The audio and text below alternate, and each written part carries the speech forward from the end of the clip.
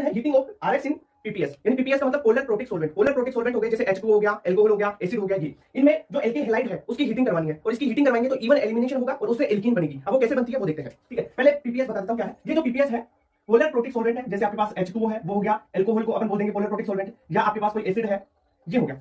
ठीक है, अब देखते हैं हीटिंग।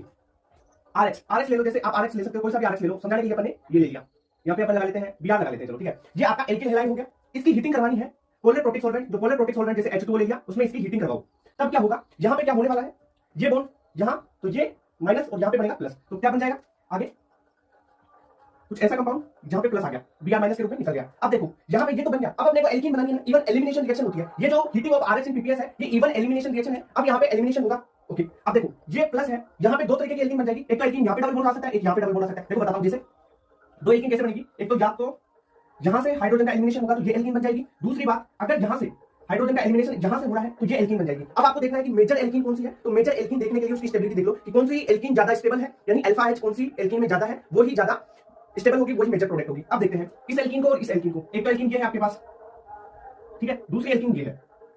अब आप अल्फा हाइड्रोजन बताओ मेरे को इसमें, इस एल्कीन के लिए ये अल्फा कार्बन, ये अल्फा कार्बन, यानी कितने अल्फा हाइड्रोजन हो गए, यहाँ पे दो हाइड्रोजन, यहाँ पे दो हाइड्रोजन, चार अल्फा हाइड्रोजन हो गए इसके लिए। यहाँ पे इस एल्कीन को देखो, ये अल्फा कार्बन, ये अल्फा कार्बन और ये अल्फा कार्बन, दो हाइड्रोजन यहाँ लगे हैं, दो यहाँ पे और तीन यहाँ पे, तो यानी कितने हो गए 7 अल्फा एच।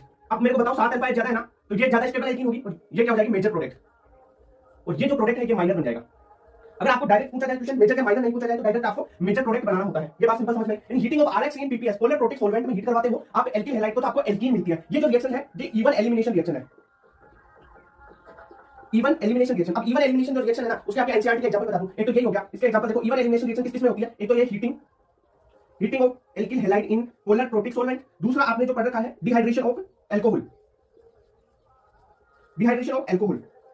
तो ये क्या है कि दो एग्जांपल आपको इवन एलिमिनेशन के आपकी एनसीईआरटी में दे रखे, वो देखो आप। जनरली पूछ लिया जाए कि डिहाइड्रेशन ऑफ एल्कोहल क्या है, इवन एलिमिनेशन है। Heating of RX in PPS क्या है, ये भी इवन एलिमिनेशन है। ये बात होगी। अब मेरी बात सुनो धीरे से, शांति से। अगर ये है जहां पे हीट नहीं दिया जाए, अगर इस कंपाउंड के साथ आरएक्स के साथ H2O तो दिया है, पोलर प्रोटिक सॉल्वेंट तो दिया है, पर हीट नहीं दिया जाए तब क्या होगा, वो कंडीशन भी आपको एक बार बता देता हूं। तो ये इसको अपन रख लेते हैं एक बार, फिर देखते हैं, ठीक है। इसी रिएक्शन में अगर आपको